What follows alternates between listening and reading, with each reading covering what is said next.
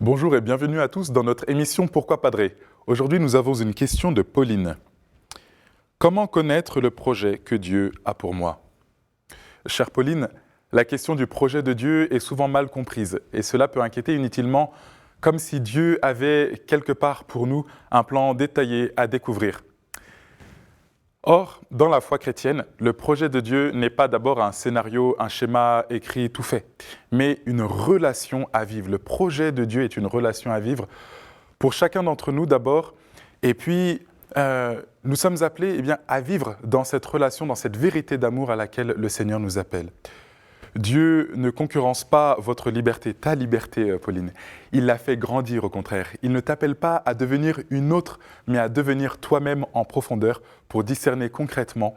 Il faut changer peut-être la question, si tu me le permets, non pas en disant qu'est-ce que Dieu veut que je fasse, mais plutôt où est-ce que je deviens plus vivante, plus libre, plus capable d'aimer. Dieu parle rarement par des ordres clairs. Il parle par des désirs ajustés, par des appels intérieurs qui portent la paix, même s'ils demandent parfois beaucoup de courage. Je te propose 3 lieux essentiels pour reconnaître ce chemin. D'abord, l'écoute intérieure, dans le silence, la prière, le temps donné à Dieu. C'est là que vont se révéler des désirs profonds et durables.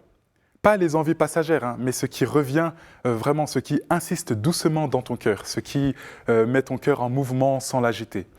Le projet de Dieu se reconnaît souvent à une joie calme, pas une excitation fébrile. Ensuite, le réel. Dieu parle à travers ce que tu es déjà, ton histoire, tes talents, tes blessures, les circonstances concrètes de ta vie. Il n'efface pas le passé, il le transfigure.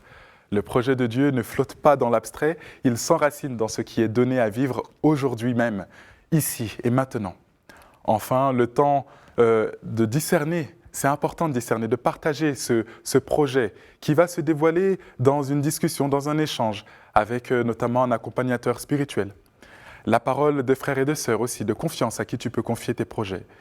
Tout cela t'aide à distinguer ce qui vient de Dieu, de ce qui vient de Dieu ou de la peur et de l'orgueil. Un des signes les plus signifiants selon moi, c'est que ce qui vient de Dieu ne nous écrase pas. Même exigeant, l'appel du Seigneur laisse une paix profonde dans notre cœur. Il ne supprime pas les doutes, mais il donne la force d'avancer malgré eux. Au fond, connaître le projet de Dieu, ce n'est pas trouver une réponse définitive, mais apprendre à marcher avec le Seigneur au quotidien, pas à pas, avec patience, à la lumière de ses inspirations. Dieu ne te montrera pas tout le chemin, il t'invite à faire un pas chaque jour, et c'est souvent en marchant fidèlement dans ce petit pas que le sens de ta vie se révélera.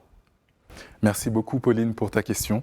Et vous aussi, vous pouvez envoyer vos questions à pourquoipadré@kteotv.com ou avec le hashtag pourquoipadré et retrouver toutes nos vidéos sur kteotv.com. À très bientôt.